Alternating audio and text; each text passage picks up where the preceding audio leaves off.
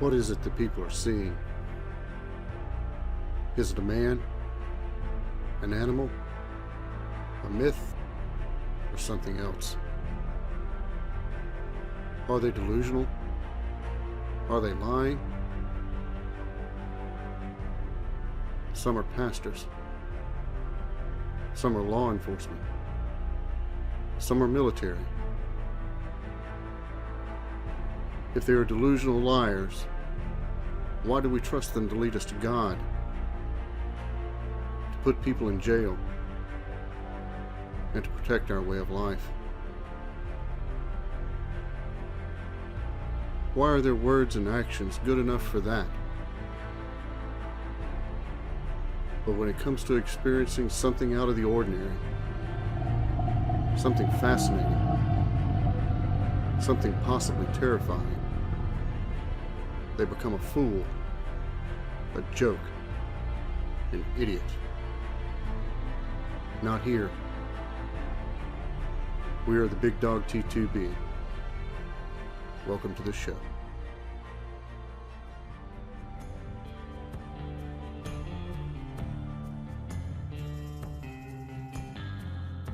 Hello everyone, my name is Jack, and welcome to the Big Dog T2B. For tonight's show, we have a return visitor, Reverend Dave, out of Virginia. How you doing, Reverend Dave? Doing great, Jack. How you doing, my brother? Not too bad. As always, we have the founder of the Big Dog T2B with us, Nathan Bowling. How you doing, Nate? Oh, that's much better. Couldn't stand it. And tonight with us, we have Coonbo, one of the great Bigfoot storytellers of our time. How you doing, Coonbo? Finer than a frog hair split four ways. Love to hear it. All right, for those, everybody knows Nate, everybody knows me. If you don't know Coonbo, you're on the wrong show. Why don't you tell us a little bit about yourself, Dave? Remind us of your second show. If you can tell us a little bit about yourself. Well, I'm 42 years old, married, 7 grown children. I've been an ordained minister since 2008, pastored a lot of those years at a local church. Before that, came out of a military background. I was a close combat instructor for the United States Marine Corps, stationed 1st Marine Division in California. When I got out of the Marine Corps, leased off active duty status, went to work for Virginia Department of Corrections, where I spent 15 years, worked Supermax Penitentiary, maximum security, psychiatric unit, captain of their SWAT team, hostage rescue team. I spent 5 years on narcotics, canine, and man tracking and trailing bloodhound unit, extradition team, instructor for Department of Criminal Justice Services for a lot of those years, and now I own my own executive protection firm here in Virginia. So that's kind of me professionally and personally in a nutshell. Well, that's more like really impressive, Dave. That's an impressive resume. And thank you for your service. You're welcome, and thank you for yours too, Jack. Yes, sir. I would say he's qualified. Just a smidgen. I'm not qualified at a lot of things, but I am qualified at observing my surroundings. That's how I keep people alive. This is our second show with Dave. And the first show with Dave, Dave shared with us how he had moved into a property and he was having some activity around the property, and he actually had a sighting there on the property, along with animal offerings left on his property. And in the back end of that story, he told a story about a screen where he was working on a piece of heavy equipment. Can you tell us a little bit more about that story, Dave? At the time, I was working for a client of mine out on his farm, and we've discussed, and I've shared that location with you on Google Earth. Fairly confident you've looked at that property. It was right before fall. I guess it's been 2017, 2018-ish, and happened to be working on a big John Deere tractor. We were getting ready to bale hay. Me and the farm manager just happened to be standing by this piece of equipment. I can't remember exactly what we were doing to it, but we had a ratchet and socket set sitting up on top of the hood, and a screen cut loose, and it was so loud that it vibrated the ratchet and the socket set on top of the tractor. And of course, the farm manager had this dumbfounded look on his face, and he said, "What the?" Insert your own explicitive there. And I was like, yeah, you don't need to worry about what that is. Let's just keep back and go back to what you were doing. Pretend like it didn't even happen. So I didn't address that subject with him at the time, and still haven't. But I have addressed this particular subject with the client who owns the property based on something that they had called me with in the middle of the night. That leads us to our second question. Your client, very wealthy, it's a 345, I believe, acre property. It was a $10 million cash purchase, 328 acres, pristine farmland, lots of natural structure, natural springs, 5 livable structures on the property, very remotely located, adjacent to the Mormons River here in Virginia. Just a very pristine place. Has a lot of hollows, cedar groves, and open pasture, things of that nature for raising Hereford cattle. And the owner sees the cattle more as pets, correct? It's not a business, it's more of a tax write-off. That's exactly what it is. It's a actually functioning farm as a business. I use that term loosely. But when you've got billions, like some of my clientele do, you have to find a way to start dipping into that tax liability, and this is one of those things. So he sees those cattle as pretty much pets.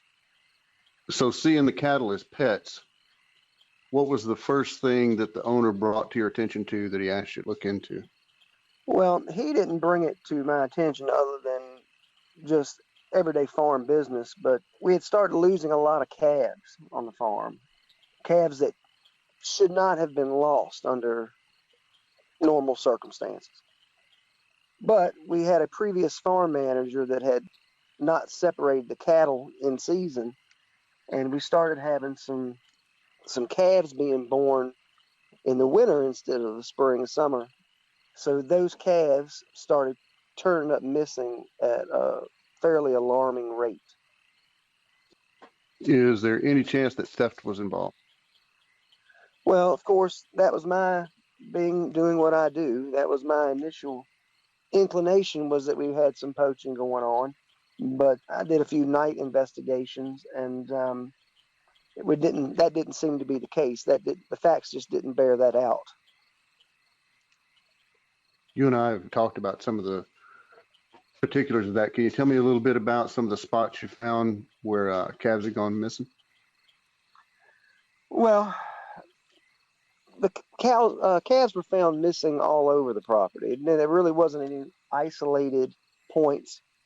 Predominantly, most of the missing calves did occur on the more isolated side of the property adjacent to the Mormons River and its big pasture there. So we had quite a few come up missing from there, where you can see the signs of the obvious afterbirth and things of that nature, and then the calves just be gone, nowhere in sight. And the mom obviously distressed. It wasn't any particular location, but it did seem to occur on a more frequent basis on the more isolated side of the property. So the calves missing and the afterbirth is still there. Does that sound like coyotes to you, Coonbo? This sounds remarkably similar to what I was experiencing on our farm back in the 70s. Dave, you don't know this, but Nate's been there. We still own a farm that's 500 and something acres. It's on the Tennessee River. And back when I was a child, my dad was one of the nationally known breeder of registered Hereford cattle. And back in that time, our herd was rather small. We had a pretty good size herd of cows and always a couple of good bulls. And we'd always had, starting in the 70s, late 60s, early 70s, started having trouble with cattle going missing, especially calves. And we would sometimes find some of these calves on the back of the farm.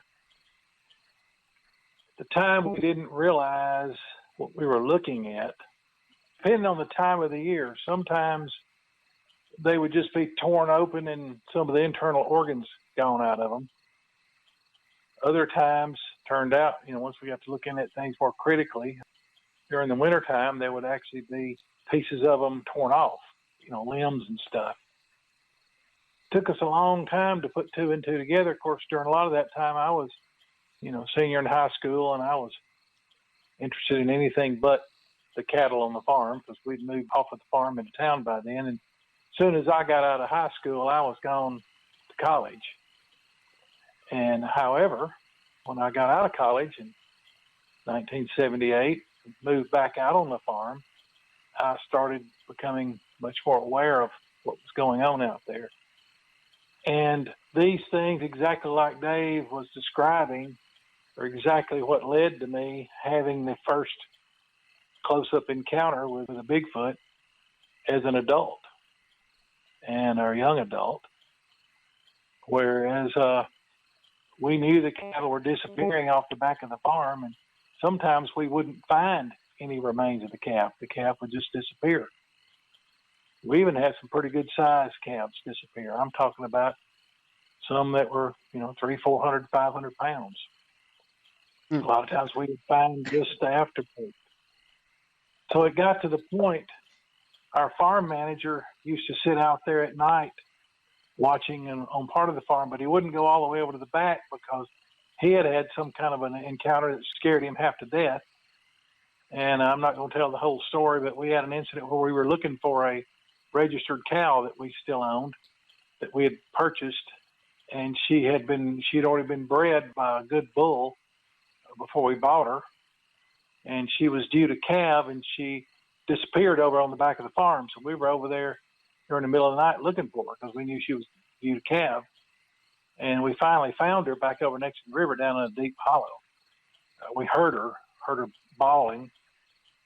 When we started down to get her, our farm manager hollered at me as he wasn't going to go down there. He was going to stay there at the truck, wait on us to bring her back up there. So myself and two other guys headed off down into the woods. This is at 11, 12 o'clock at night. He hollered at me. He says, "Hey, Tim," he said, "if you got a gun?" I said, "No, sir." "What do I need a gun for?" And he said, "Come here." And I went back up there and he handed me a Smith & Wesson Chief Special 38. And I said, "What do I need this for?" And he said, "Son," he said, "there's things out in these woods that only God Almighty himself knows what they are. Don't you ever go out in these woods by yourself unarmed." And it made an impression on me. Anyway, we got the cow. We went down there, found the cow. We had a pretty good rodeo. She was up to her neck in water out in the lake, out in the river, in a really steep slough. We had a little bit of a rodeo getting her up out of there, but we got her up out of there, saved her and the calf. By the time we got her back to the barn, she had that calf, and I was afraid she was going to pop out as we were leading her up the side of the hill away from the water, steep as it is back there. But anyway, it wasn't very much longer after that. We were still having trouble with some disappearances, and in October of 1979, I would get home from work, and once it got good and dark, about 7 or 8 o'clock at night, I would walk back to the back of the farm, myself and my Doberman pincher, and I would carry a rifle with me. At a couple of different places, I would just sit and watch and listen. I'd stay back there till midnight, 1 o'clock, 1:30 in the morning. And of course I would hear occasionally these screams and hollers from out in the woods, that I'd grown up hearing my whole life. And I knew they were what my dad used to call catamounts, which I later learned they were Bigfoot. But I didn't pay that much attention to them. We thought we were getting poached. We thought people were coming in off the back side. There was an old road bed that came up to the edge of our property, and we'd have trouble in the past with people coming on there trespassing and stuff, and back there illegally arrowhead hunting and stuff like that. And my dad had cut down trees across that road multiple times, but they'd always, somebody'd come back there and drag them out of the way or whatever. And that's what we thought was going on. but the fences and all the last tree trunks we cut down were still intact. So we didn't know how the cattle were getting out of there. But we had an incident. Well, excuse me, no, I'm wrong. We had an incident in later years where we actually did have some rustlers, but that was on the front side of the farm right near our house. Anyway, but this is over on the back side. I was walking back to the house one night about between 1 and 1:30 in the morning. My dog was walking along with me, and he was a large Doberman. He was 90 plus pounds, pretty fierce. And I started getting the creeps. And my dog, I noticed him walking along, and he had his head down and his little old stub of a tail tucked tight. And, to his butt as tight as he could get it. And he was sort of real quietly whining, and he kept looking back over his left shoulder. And I started getting the creeps to the point that we were walking right along the edge of the woods, and we actually moved out about 10 yards out into the pasture. I still kept getting the creeps. I felt like we were in serious danger, and the dog was whining even more. And I clicked the safety off of my rifle. At that instant, we got screamed at from close range, and I know exactly what Dave is talking about. It actually shook our bodies through and through. It actually vibrated the magazine on the rifle. I mean, it vibrated our everything.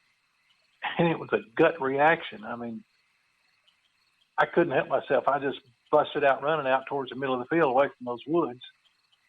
And I remember when I ran about 40, 50 yards, and suddenly I realized I don't need to be running away from this thing, and it could be chasing me and run me down. I needed to see what was coming at me, and I whirled around with the rifle up, and about that time my dog was blowing past me. So that's how scared I was. I was staying ahead of a grown Doberman pinscher for about 30, 40 yards. The miracle of adrenaline. Yeah. And this thing was back there stomping around on the edge of the woods, screaming and yelling. I never could see it very much. I could just occasionally get a glimpse of something dark, but I could see he was screaming and shaking the trees and stuff like that. And there were a lot of little smaller trees in there. I'm talking about, stuff 4 to 6 inches in diameter. And he was bumping into that stuff. And sometimes when he's screaming, he obviously would have a hold to one or two of them, and he'd be shaking them as he was screaming. And scared the crap out of me. I kept backing away, and once I got about 150 yards away from the woods, I jogged towards the house, and about every 30, 40, 50 yards, I'd whirl around with my rifle up to make sure the thing wasn't following me. And rather than running up the lane towards our old home place, which had thick hedgerows on both sides and was really dark, I ran out across an old field where our hog pens and farrowing house used to be, which is always juicy and nasty and muddy, but it was open, and nothing could approach me without me seeing it. And I got up to the house, and the dog was up there bouncing at the back door, wanting in. I was shaking so bad I had to hold onto the key with both hands to get the key in the door and get in there. The next night it showed up there at the house, and it walked around the house, and the dog went into full alert mode. First time I ever saw him do that. And we saw the thing's shadow pass on our windows, through the moon cast its shadow up on our windows. I was later able to project, and by doing some measurement and stuff like that, and knowing the position of the moon at that time, that the thing was somewhere around 9.5 to 10.5 feet tall, 10 feet plus or minus. That, and then I knew for sure what I was dealing with. And it came and went out of the yard, stepped over a fence that was 3 foot high hog wire with 2 or 3 strands of barbed wire on top of that. Stepped right over it like it wasn't even there. But anyway, sorry to interrupt, but his story is hitting home pretty hard with me. So I got a question for you, Dave. Afterbirth, there was there any other crime scene? Any blood? Did you ever find any of the calves? Never recovered any calves, not one. Which, after that incident, after we kind of put that behind us, so to speak, I got a call recently, very recently actually. I called you like relatively quickly after I received that phone call. Oh, I remember. This client and his wife, they like to go out to the farm, and they would do an afternoon or evening stroll around the property. I mean, they're both in their 60s, uber wealthy, nothing to do. They can go do whatever they want to do. So they go out to the farm, pretty routine, pretty regular basis, and do just a nature hike. They don't go into the actual woods and the brush. We have actual roads cut through the entire farm, and you'd be able to see that off of Google Maps. Pretty well maintained roads. So they would stick to the roads, and occasionally they would go out into some of the open pastures, and they liked to frequent walking alongside the Mormons River. It's a beautiful area. And so I got a phone call recently. I can't remember exactly what day it was, but it was fairly recent. And of my client, hysterical, just absolutely hysterical. I try to calm him down, and doing what I do, doing executive protection, things of that nature. But the person you have to protect your client from the most is themselves. So I tried to talk him down off a ledge, off a cliff, and he began to tell me that evening in one of their routine nature hikes that they do that he had been growled at, and that was the vernacular that he used, growled. And we've had some black bear on the property, but it's been my experience over the years being a woodsman that black bears kind of click their teeth or pop their jaw at you if they're agitated. It's not really a growl, so to speak, but the words he used was growl. So much so, he said that it vibrated his chest. So instantly in my mind, where my mind went. So he continues his story and says that they began to be chased back to their vehicle. So I started asking questions and like, did you see what was chasing you? He said, oh no, it never came out of the woods, never came out of a wood line or across the river. I'm not certain whether it was across the river or on our side of the river, but it was in that area. He said it sounded like a bulldozer running through the woods, but they never laid eyes on it. But he said when he got back to the truck, got back to their vehicle, it was the single most exhilarating thing that he'd ever experienced was getting back in that vehicle with the doors locked. And you're talking about a man that carries everywhere he goes a Taurus Judge, 5-shot revolver everywhere he goes. There's only one thing in my experience, and I've been shot several times or shot at several times, stabbed, and there's only one thing that I can quantify to instill that much fear, that type of scenario. Yeah, he was petrified. Dave, has there ever been any report, or do you know of, if y'all have ever found a tree or trees pushed down or have fallen down across one of those roads and there hasn't been any apparent storms or wind or anything like that back there in the woods near the river? It's so cleaned up and so cleared. We had the Army Corps of Engineers came and helped construct this property in its final form.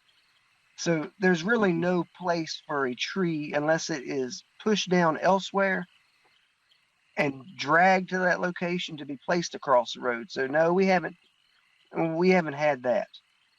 Oh, okay. All right. Well, we have fire breaks all over our farm through the woods but we keep them clean so that we can drive down them in vehicles. These fire breaks are only 20, 30 feet wide, and we often have trees shoved down across them while we're back there, or we've been back there and then come back the next day for something, and there'll be a tree shoved down across one of the roads, or 2 or 3 trees. So that's why I was asking that question. Yeah, the only other supporting physical evidence that I could say I have personally discovered. We have 2 fully stocked trout ponds on the property. These trout ponds were like a $6 million investment. They have aeration pumped to them 24 hours a day. They're stocked every year with 12 to 18-inch rainbows, browns, tigers. It's something you would pay to go on a guide trip for. And he built these things just for his own enjoyment and so his real estate clients and lawyers and can come out and fish. Well, as the summer goes on into its latter portion and the grass and stuff starts to get really high and you don't have a chance because they have a small staff to weed eat stuff properly around the trout ponds, we have found, and I use this term loosely, game trails. It's more looks like a side-by-side has drove around the edges of this trout ponds, because more so one than the other as it's closer to the woods. But it looks as if a side-by-side had drove through that width with clearly bipedal strides in the center of that trail, of those trails. Before this happened, before the scream was even heard. And that was one of the things that led me to think that we potentially had people poaching trout at night, which we have had that happen. And I've had to arrest them, take them out at gunpoint and things of that nature, and call the game wardens and all those things that naturally come with that scenario.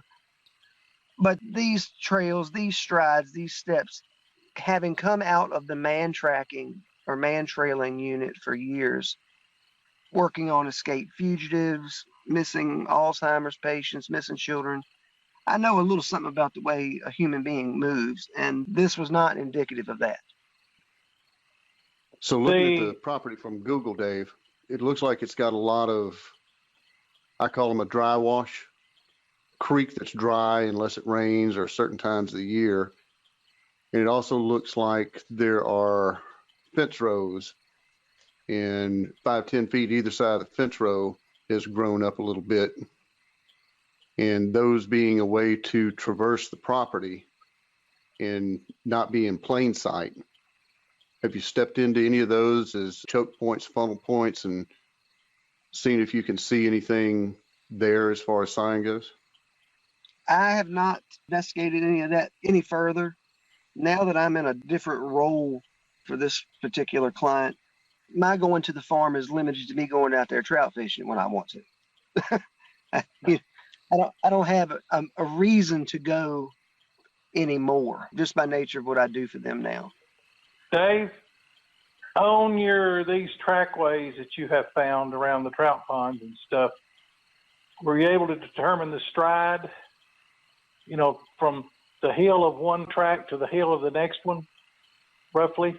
What I have observed is if you're dealing with an adult, and I'm talking about one that's anywhere from 8 feet to 10 feet tall, the stride's going to be 60 to 60 plus inches with it walking at a normal pace. And of course, when they are running, it gets up to incredible distances. Well, it's funny you mentioned that, Tim. Having come out of my background, I still possess some of the tools and stuff that I used on a routine basis. And so I did use a stride stick. I'm sure you're familiar with what that is. Oh, yeah. I used a stride stick from the heel of 1 foot, or let's just say one impression. I don't like to use the word track, but one impression, it would appear to be the ball of the foot, the other of the next impression. And I was at 63 inches. Okay. I measure to get an idea of the actual stride, I usually measure from the heel of one to the heel of the next one, or the one before it, or I'll measure from the end of the toe of one to the end of the toe of the next one. But I have seen them used just like what you're talking about. But but you can still, if you do it consistently, you'll still get an idea of the stride. That sounds like that it could be one that's strolling along undisturbed and not worried about, being seen. If this is indeed what this is, they have nobody to see them, because after hours, 4:30, 5 o'clock, the farm manager is off the property. That nobody lives on location. This Right. property is empty, except during normal business hours, unless he's feeding late in the wintertime or something of that nature, or somebody's out there fishing. There's nobody there. The nearest neighbor, one of them is a photographer for National Geographic magazine. One of them is a CFO for one of the pro football teams, and then you have a professor at University of Virginia College. Those are the only three neighbors that adjoin the property, and actually they're on 3 of the 4 cardinal directions. So, Right. and all of them alone too. So there's nobody on the premises after hours, and they can virtually move undisturbed. Anybody can. And these trackways that you've observed, could you distinguish a right foot, left foot offset, or could you tell enough about it to see if they were more in line, like one foot directly in front of the other? Well, you hit the nail on the head, Nathan. Yeah, I'll tell you, along those edges of the ponds, there's really not the terrain kind of ascends and descends in elevation along the side of the property that is most accessible to the wood line. So they appear to be as in a vertical line, walking straight 1 foot in front of the other, as much as terrain dictates. Let's put it like that. Does that make sense? That's something that I have noticed, that the human people, when they walk, you tend to be able to distinguish a right foot and left foot trackway. And with these, most of what I've seen, and I've never found a really good long trackway, but most of what I've seen have been more 1 foot directly in front of the other. Correct. And right. And back to the question that Jack had asked earlier, if this sounded like coyotes. By leaving the afterbirth, I would say absolutely not. But another thing, any kind of, you'd mentioned black bear, coyote, any kind of predation, they're going to leave something. And that in itself is something would pick it up and take it away, rather than coyotes are going to eat what they eat where they get it. They're opportunistic feeders. Right.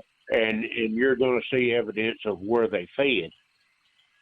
These tracks that you saw, Dave, were they more Fred Flintstone kind of shaped, like really wide and kind of blocky, or were they kind of elongated or banana shaped? Well, the ones that I have encountered had a more banana shape, in my personal opinion. There was a lot of emphasis on the blade of the foot rather than the instep. No discernible toes, because it's in high grass. It wasn't a place to where, like, soft sand or muddy bank, to where you could have actual toe impressions. You could just see the general outline. But it seemed to me that the weight of whatever made those impressions generally rested on the blade of the foot and the heel. 99% of the reports in the database are male. Yeah. And But I was waiting for Coonbo to chime in on the difference between the banana and the Fred Flintstone track. yeah, if you can find them out on a sandbar or in mud or whatever, the female tracks, and you can discern which is the left and the right by where the big toe is. The female tracks are more like banana or boomerang shaped, with the toes being, say, the right foot. It's bowed more with the open side of the bow to the left. The outside of the curve, or the banana, is to the right for the right foot, and then opposite of that for the left. Whereas the males are much more blocky and straight, and there's no bend very much in the arch of the foot.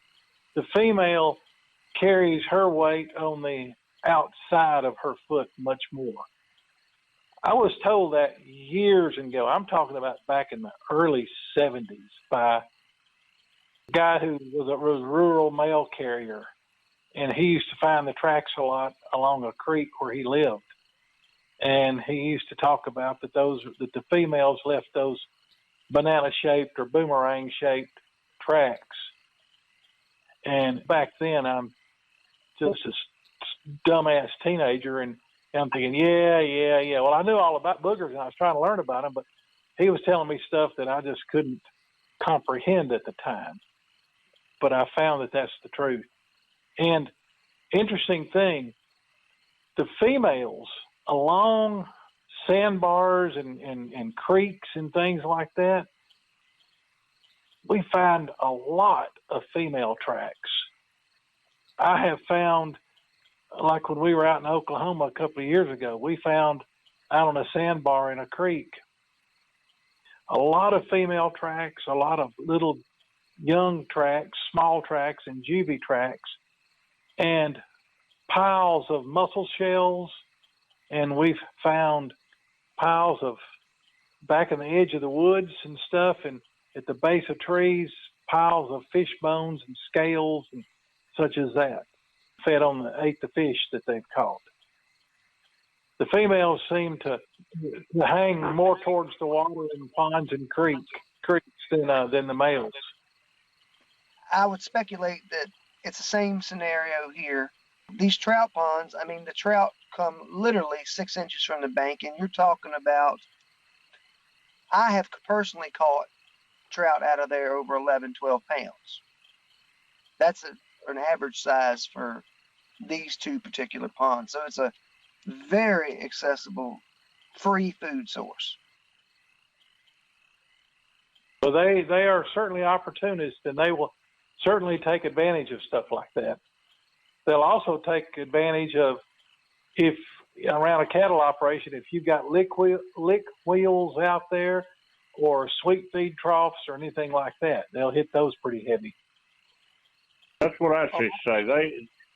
Most anything likes that syrup on those syrup wheels, but I have heard several reports of them being out with the cattle, getting the syrup off those wheels. That's correct. They used to hit ours pretty heavy on the farm back when we were using them. People don't like to admit it, but the clumps in sweet feed is where granola bars came from. It don't bother me the least because I've eaten my share of sweet feed. Oh yeah, those clumps of sweet feed. That's a prehistoric granola bar. That's right. Well, I ate scorpions in desert survival school in California, so sweet feed sounded pretty good. Well, when I feed the horses, I eat my share. Yeah. Well, you didn't get that big by fasting. Well, that's probably true. That's one thing about the COVID. I've lost 12 pounds. If I'd been sick a little while longer, I could probably see my feet.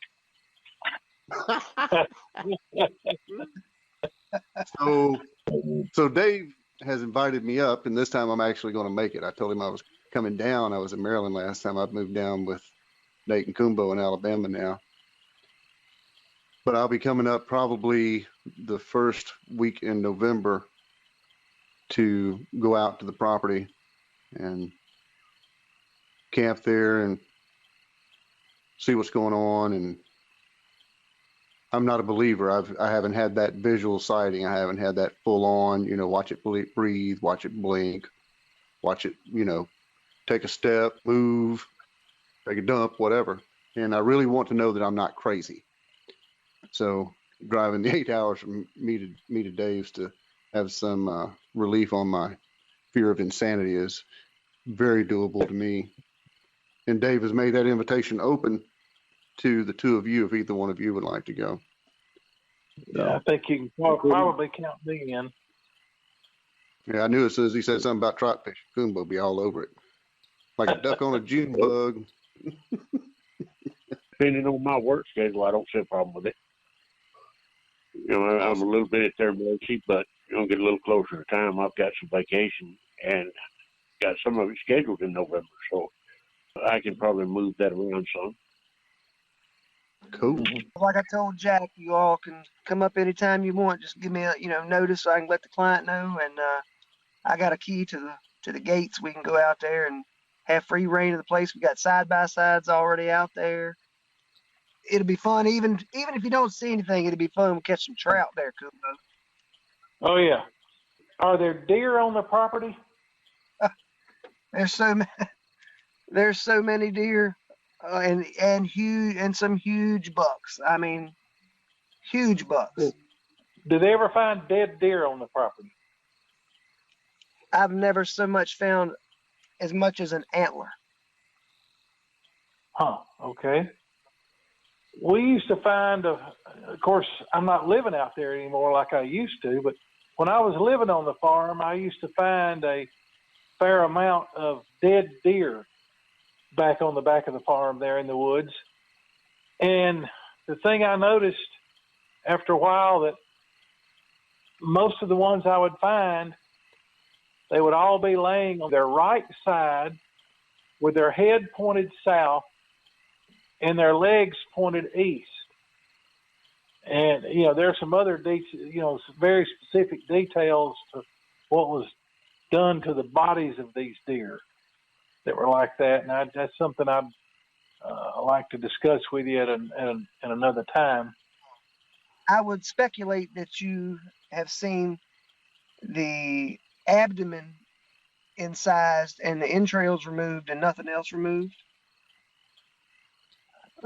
Typically the entrails would be removed, and they would be laying there near the back hooves, the hooves of the rear legs, and the top of the diaphragm. The soft tissues like the heart, lungs, liver, gone. The heart, lungs, liver, kidneys gone, sometimes the tongue. And you could tell that what they had done is the abdomen had been cut open along the left side of the rib cage, the rear of the left side of the rib cage, which is the side that's going to be up. That opened up or torn open, and then the diaphragm, where it attached to the left ribs, would be separated. It would be opened up. It would look like it had been cut with a knife. I don't think they use stone tools or anything like that. I think that their fingernails are so thick and tough, and they've got so much strength that they can run that fingernail along the edge of the rib cage or along through their hide and literally cut it like a knife just from the force of it. But then it took me a long time and years of looking at this to figure out what they do and how come that the lower abdominal cavity was so clean. And I finally figured out that what they do, they tear a hole through the diaphragm, which with the deer laying on its side, they tear through the diaphragm right there, cut through the diaphragm on the upper side, whichever side of the animal is up, away from the ground. And then they reach in and they tear out the heart. That causes all of the blood and everything in the animal to fill up the heart-lung cavity. But, the heart's already gone. And they wait for a bit because I have looked in there and I've actually seen where they apparently waited till the blood clots somewhat, or maybe fully clots, but then they reach in there maybe after they've gotten the liver and the kidneys out and maybe torn the tongue out. They reach in there and they scoop the clotted blood out with the lungs. That's what it appears to me that they do. I've actually gotten down there and looked in a lot of these deer that I have found that haven't started decomposing badly yet. And I was able to see where they had scooped out the lungs and the clotted blood out through that hole that they've torn through the diaphragm. And it's so methodical. And I have found pieces of property where sometimes the head of the deer will be facing west and the feet south or something. But, and very, very, very often, the rear legs will be twisted and broken.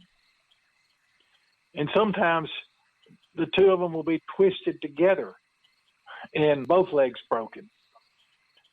But it's obvious that they've been caught by the legs and then slung around by the legs and beaten on trees and things. I have found where deer have been beaten against a tree, I have found deer hair in tree bark 11, 12 feet above ground several times. In reference to those body parts that Tim was talking about being missing on a routine basis, if you look throughout the globe, those are all items that are taken for food purposes by cannibalistic tribes, all throughout history and all across the entire globe. Correct. They are very high in vitamin content and extremely high in protein. I speculate that them drinking the clotted blood has a lot of physiological effects for them. Blood's full of iron, for one. Correct. Something that they might not access in their environment readily. I got a question, Coonbo. Yeah. You can tell what hand was used on a tree twist, correct? Correct, yes. Of the tree twists that you have found, are those primarily done with a right hand or a left hand? Predominantly right hand, just like us. Yeah. Okay.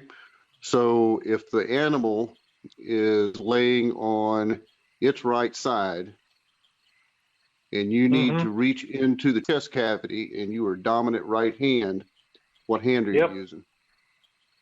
You're going to use your right hand. Process comfort. That would be the answer as to why you're finding more laying on their right side. If they're laying there, opening up the abdomen and needing to reach into the chest cavity and not wanting to do that with the left hand, doing it with their strong side hand, and knowing that because they've done it sometimes. Right.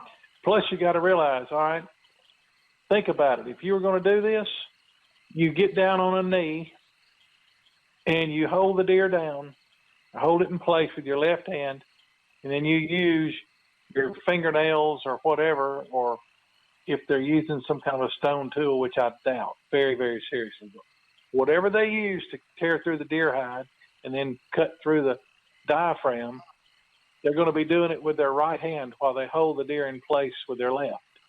All right? Then they have to reach in and they have to clean out the entrails. All right? You're cleaning it out with your right hand. So you pull them out and pull them around to the side. Where's your right hand going to end up when they're clear of the deer? Back Dropping there around the entrails at the base of the back feet. Exactly. And that's where I'd find them. And I mean, I've examined, I can't tell you how many deer carcasses, as well as a few calves and even some couple of cows. The ones that were doing that on our farm are just unbelievably methodical. They do it exactly the same way every single time. I mean, it's creepy. I found one day, I was back on the back of the farm, and it was when we first started having doe season, and I was walking around back there on the back of the farm with a bow, looking to see if I could see a doe within bow range to take a shot at. In one afternoon, I found 4 deer that were done like this. There was one, and then about 20 feet away, there was another one, and about another 20 feet away was a third one, all lined up along a ridge, all head pointing south, legs pointing east, and done exactly the same way. The thing about that's weird about these, coons and possums and stuff leave these carcasses alone. They don't mess with them. And coyotes don't come in and chew on them. And then I went over on the next ridge to the east. I found one that was still warm. And I actually considered taking it and it had been killed, and that had been done to it while I was back there. Because, like I said, it was still warm. And I strongly considered dragging it out to one of our fire break roads and then coming back there with a truck and getting it. But something told me I better leave it alone. Even though it had already been gone through, all the stuff was gone out of it that was usually gone out of it. But I knew for finding it, warm back there in that area of the farm, and from where I came, I knew that the boogers had to be close. And that was also in an area where the highest activity area on our farm was right there. So I decided to leave it alone. I've got a question concerning that. Have you ever, and I know you have because I know the way mine works, but when you find one like that, have you ever made a trip back to it a few consecutive days to see if there's any progression in what they take, or if they just leave it alone at that point? That particular one, Nate, I went back to that thing 6 or 7 times. And it laid there and nothing was disturbed on it for a week or so. And now this was in the cold part of the wintertime, so it wasn't decomposing very much. I came back, I went off somewhere on TDY about a month after I had found it the first time. And it had been moved a little bit, and there was some meat and stuff gone off of it. But to be perfectly honest, I couldn't tell for sure how it had been disassembled or dismembered. I couldn't tell if it had just been pulled apart.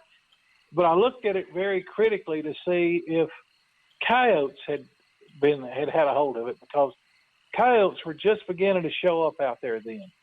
And I mean, we had them enough that we were hunting them and shooting them and stuff. But what I found was, after looking at this deer, it looked like that the hide had been peeled back and then the meat torn off the bones, but I didn't see any evidence of the chewing on the bones like you see with coyotes. But it had been moved. It was, I don't know, maybe 30, 40 feet from where it initially had been laying. But it had had a fair amount of the meat stripped off of it. And I have never had an opportunity to keep going back to one of these things since then in a reasonable amount of time. I've found them and then been gone for like 6 or 8 weeks and go back and find them again, and they're often moved. Sometimes they're still laying right there, but more often than not, they've been moved somewhat, and most of the hide is still there, but a lot of the meat's gone. Do they appear to be drugged or carried? Couldn't tell you, Nate.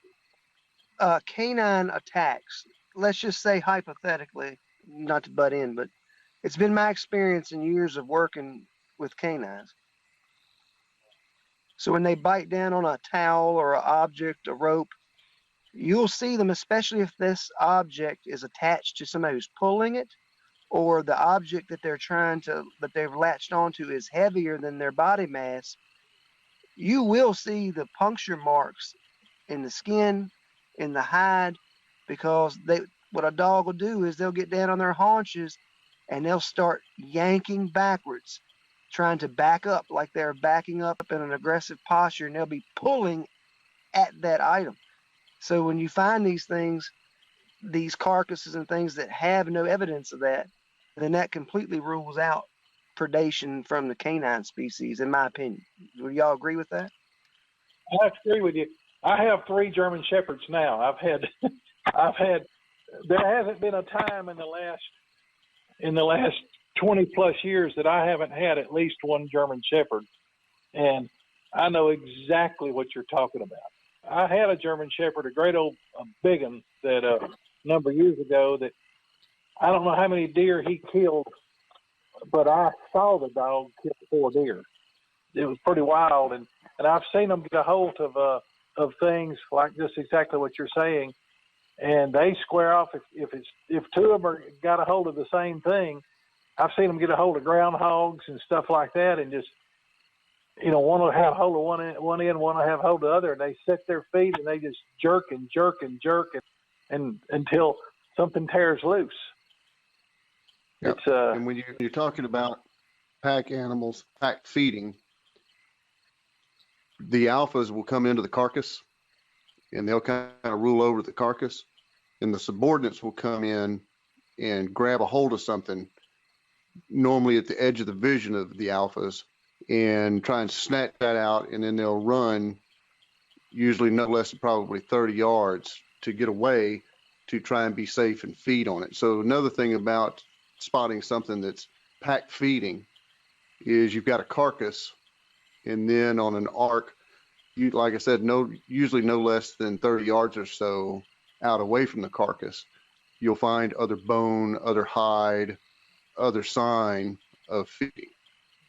If you have a carcass that's there and it's by itself and you don't have that, then generally that's something that's being fed on by individuals. Hey, Jack. Yes, sir. So it would be interesting with your particular expertise, and I'll leave it at that as far as how much you want to share with the public. But in your professional opinion, knowing this particular set of data, when you look at it analytically, I would think that this would be a significant portion that could be added to your database. There are inherent difficulties anytime you talk about data and databases. And the main difficulty is, we have it with this database, is perception. So in the variable skill set of the individual filling out the report.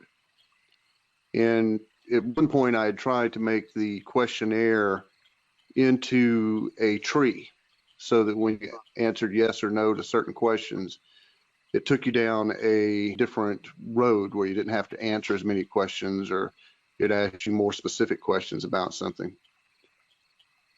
It'd just be interesting to know how many encounters involve, which I've in my own personal research since I got involved in this topic, my own personal research, there is quite a bit or quite a few physical encounters and sightings that involve predation of to some degree.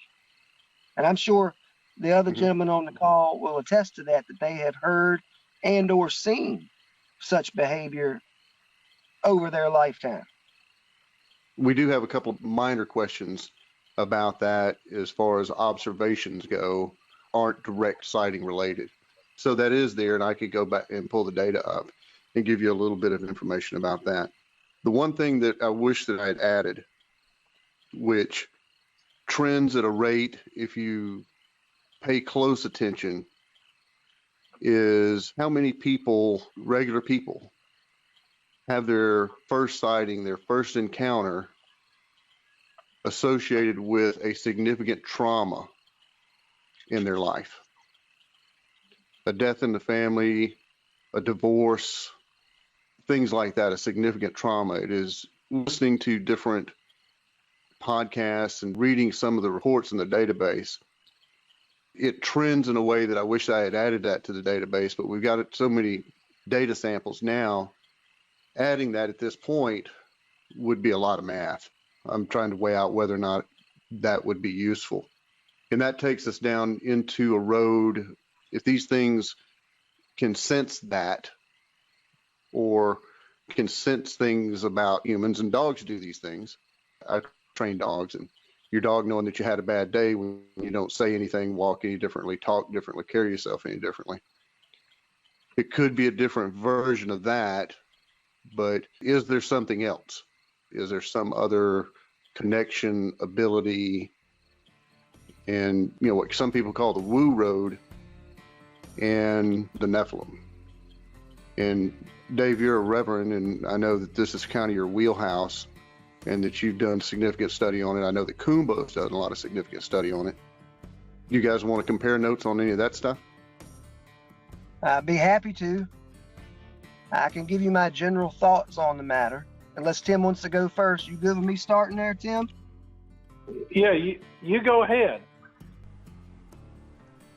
This concludes episode 1 of our show with Reverend Dave. The Nephilim might not be your thing, but I can promise you, you'll find the next episode very interesting. As always, remember, if you decide to step off the pavement, if you decide to step off the trail, and get back into places where people normally don't go, you need to be mentally, physically, and emotionally prepared for what you may encounter. Take care. God bless. We love you. And until next time, have a great day.